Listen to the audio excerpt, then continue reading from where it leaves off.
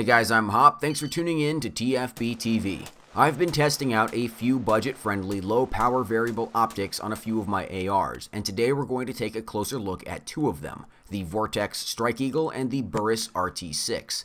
We're going to see how they stack up against each other, and more importantly, we're going to try to find out if the concept of a value-priced LPVO is even worth pursuing. Let's get into it.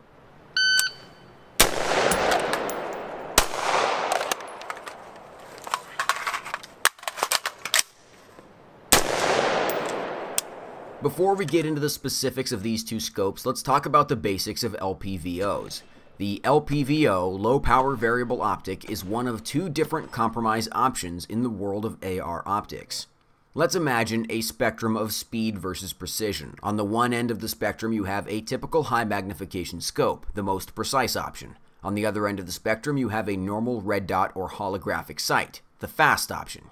If you're expecting to use your AR exclusively at long range, you'll be happy with a scope that has a minimum of 4 times magnification or even higher.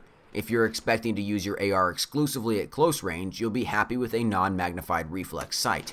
But if you don't really know what your engagement distance will be, or you just want to cover your bases, you can compromise. One option is to use a red dot sight with a flip-over magnifier, allowing you to punch out a little further with the red dot. The other option is to use a variable scope with a low power setting that's as close to 1x as possible, allowing you to more quickly and more comfortably acquire and engage targets at close range with a scope. Which is the best setup? I don't think there is one. They are all a compromise of one kind or another, so it's going to depend on your situation and your personal preference. I'm not even sure which is the best setup for me. I'm still experimenting with it. I do, however, really like the LPVO concept for my 16-inch rifle, which we'll circle back to later. One of the most important factors of an LPVO is illumination. On a normal magnified optic, the illumination is chiefly helpful to pick out the reticle in low light. On an LPVO, however, it's also important to be able to use the reticle at speed, when on 1x magnification in normal, well-lit environments. In order to be even close to as usable as a red dot at close range in the daytime, an LPVO has to get really bright. Ideally, the 1x setting on an LPVO is as close to a red dot as you can get, and at full magnification, 4, 6, 8, or whatever, you can take shots as with a normal scope. When you dial the magnification up, the LPVO works just like a normal scope because it is one. When you zoom all the way out to 1x, it doesn't quite function like a normal red dot. The nicer the LPVO, the closer it gets to a true 1x with minimal distortion and parallax, but the limiting factor here is still the laws of physics. The light is still passing through a whole bunch of curved glass. Something's gotta give.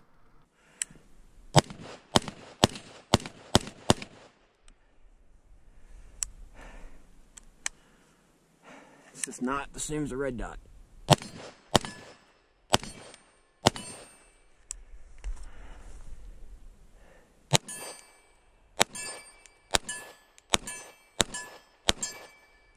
So let's take a look at our two test subjects, the Burris RT-6 and the Vortex Strike Eagle. Both of these scopes are 1 to 6 magnification and both retail for the same approximate price. MSRP on the Burris is $419, MSRP on the Strike Eagle is $399. I bought both of these with my own money, but I didn't pay that much for either one. If you wait for a sale, you shouldn't either. Up first, the RT-6. I have it mounted to my 16-inch AR carbine with a worn skeleton 30mm mount. The RT-6 uses Burris's ballistic AR reticle and is second focal plane, so the reticle is the same size at any zoom level. Here's all the fancy stuff going on with this reticle. It's pretty much all Greek to me. I don't know what a MOA is, I don't know what mils are, and I have no idea how big a yard is. My house doesn't even have a yard. The important things to me are the nice clean central dot for shooting at long range with maximum magnification, and the horseshoe surrounding it for shooting at close range with lowered magnification.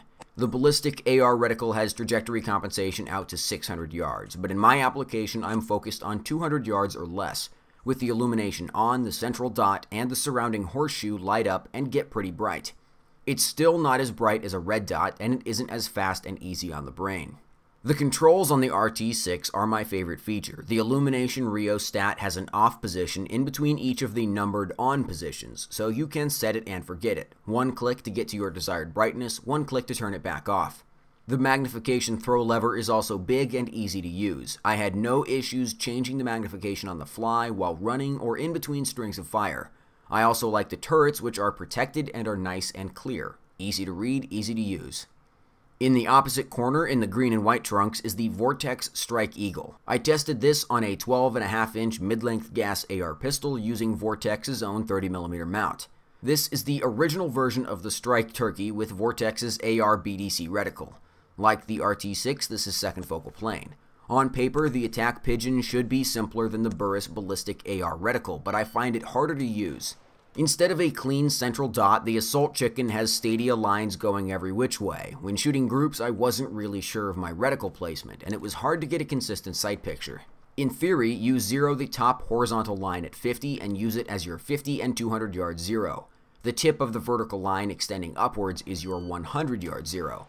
I liked this idea a lot when I read about it on the internet, but when putting it into practice, it turns out I just like the clean central dot. The biggest problem with the Vortex Battle Goose is that the illumination is underwhelming. At maximum illumination. The whole reticle illuminates on the AR BDC, but even cranked up to 11 with a fresh battery, it's useless in daylight conditions. The Burris RT-6 isn't as bright as a real red dot, but the War Sparrow doesn't even qualify as bright. The reticle is just dark red. The rheostat on the Murder Finch doesn't have the useful intermediate off positions like the RT-6, but the illumination is so bad it kind of doesn't matter. The other issue I had with the Combat Pheasant is that the throw lever has a very low profile nub, and it is much harder to change magnification on the fly versus the RT-6. I'm not sure how often you'll ever have to change magnification in an emergency, but it's still something to consider. Luckily, Vortex has already addressed these issues. There's a new version of the Skirmish Vulture 1-6 that has a new reticle with a different illumination pattern. This one is supposed to be brighter than the old one, and it has the same clean central dot and illuminated outer horseshoe layout that I really like on the RT-6. It also has an optional extended throw lever. If you're looking to buy a Siege Duck, I highly recommend you get the new one. From the looks of things, it solves all the problems I had with the original. So, which is better? Between the two of these, the clear winner is the Burris RT-6. I prefer the controls and the reticle. However, between the new Strike Eagle and the RT-6, the difference could probably be decided by a coin toss. I think I'd still go with the Burris thanks to the nice rheostat design and the comfortable throw lever. The extended throw lever on the new Strike Eagle looks like an improvement, but I still prefer the design on the Burris. Also, the new Strike Eagle has an extra ounce of weight owing to that throw lever, whereas the old one and the RT-6 were almost identical in weight. Both Vortex and Burris have a great warranty and great customer service, so I am not worried about manufacturer support for either scope. If you've got one of the new Strike Eagles, let me know how it works in the comments. I'm not going to run out and buy one to start this whole test over again, but I am curious how they do. So now we're back to our big original question. Can you get a good LPVO on a budget? I think the answer is yes. I'm not going to claim the RT-6 or Strike Eagle are in the same weight class as LPVOs that cost 4 times as much money, but they absolutely do get the job done. I've read criticism of the quality of these cheaper scopes that makes it sound like the glass in them is literally opaque.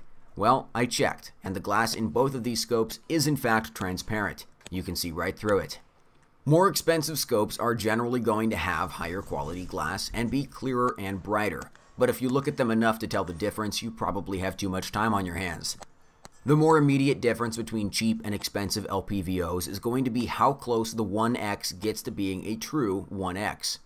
If the 1x magnification setting on the scope is more like a 0.9x or a 1.1x, you're going to get more distortion around the edges. It also matters how restrictive the eye box is, since unlike a normal red dot, parallax and scope shadow can become a problem.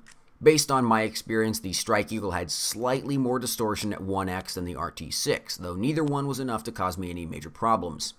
The last big feature on the more expensive LPVOs is illumination.